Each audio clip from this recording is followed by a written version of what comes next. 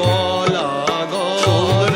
বাজার গুপ্তি পাড়া কাল্লা কোটার বাঘনা পাড়া ধাত্রী গাম পেরুলে পরে যাবি ভাই সমুদ্রগর